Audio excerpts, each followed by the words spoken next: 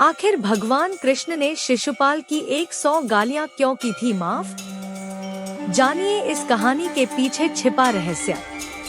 महाभारत कथा के अनुसार भगवान श्री कृष्ण ने शिशुपाल का 100 गालियों का अपराध माफ किया था, लेकिन 101वीं गाली बोलने पर उन्होंने सुदर्शन चक्र से उसकी गर्दन धड़ से अलग कर दी। हिंदू धर्म में भगवान कृष्ण का पूजन लगभग हर घर में किया जाता है। भगवान कृष्ण एक ऐसे देवता हैं, जिन्होंने धरती पर मनुष्य रूप में कई लीलाएं की और लोगों को सही गलत का पाठ सिखाया। यहाँ तक कि महाभारत काल में भी भगवान श्री कृष्ण की अहम भूमिका थी। महाभारत और भगवान श्री कृष्ण से जुड़े कई ऐसे किस्से व रहस्य हैं, जिनके बारे में लोग जानना चाहते हैं, और इसमें सबसे महत्वपूर्ण है श्री कृष्ण और शिशुपाल का रिश्ता। सभी जानते हैं कि श्री कृष्ण ने शिशुपाल की 100 गालियां माफ कर दी थी, लेकिन ऐसी क्या वजह थी कि 101वीं गाली देने पर उन्हें शिशुपाल का वध करना पड़ा? आइए जानते हैं महाभारत से जुड़े इस किस्से के बारे में। कौन था शिशुपाल? शिशुपाल भगवान श्री कृष्ण की बुआ का बेटा था।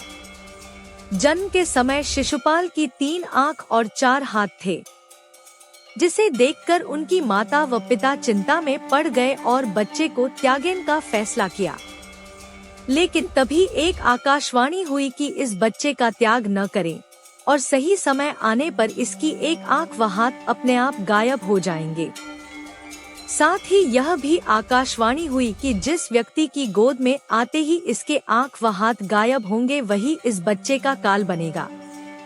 एक दिन श्री कृष्ण ने जैसे ही बच्चे को गोद में उठाया, उस बच्चे की 1 आँख व हाथ गायब हो गए, जिसे देखकर श्री कृष्ण की बुआ एक और प्रसन्न हुई और दूसरी ओर चिंता में पड़ गई, क्योंकि आकाशवाणी के मुताबिक यही बच्चा श्री कृष्ण का काल बनने वाला था। बुआ ने लिया श्री कृष्ण से वचन। जब श्री कृष्ण ने अपनी बुआ से परेशान होने की वजह पूछी, तो आकाशवाणी से जुड़ी सारी बातें उन्हें बताईं। साथ ही कृष्ण से यह भी वचन लिया कि वह उनके बेटे की गलती पर उसे माफ कर दे। ऐसे में बुआ को परेशान देखकर श्री कृष्ण ने कहा कि मैं शिशुपाल की 100 गालियां यानी 100 गलतियां माफ करूंगा, लेकिन 101वीं गलती पर उसे दंड भुगतना पड़ेगा। शिशुपाल क्यों करता था श्री कृष्ण का अपमान? शिशुपाल रुक्मणी के भाई रुक्म का प्रिय मित्र था और रुक्मणी से विवाह करना चाहता था। रुक्म भी यही चाहता था, लेकिन रुक्मणी के माता पिता अपने बेटी का विवाह शिशुपाल की बजाय श्री कृष्ण से करना चाहते थे। ऐसे में रुक्म ने माता पिता की मर्जी के बिना बहन का विवाह शिशुपाल के साथ तय कर दिया और विवाह की तैयारियां शुरू कर दी। जिसके बाद श्री कृष्ण रुक्मणी को अपने महल ले आए और उनसे विवाह कर लिया। इस वजह से शिशुपाल श्री कृष्ण से नफरत करता था और मौका मिलने पर उनका अपमान करने लगता था।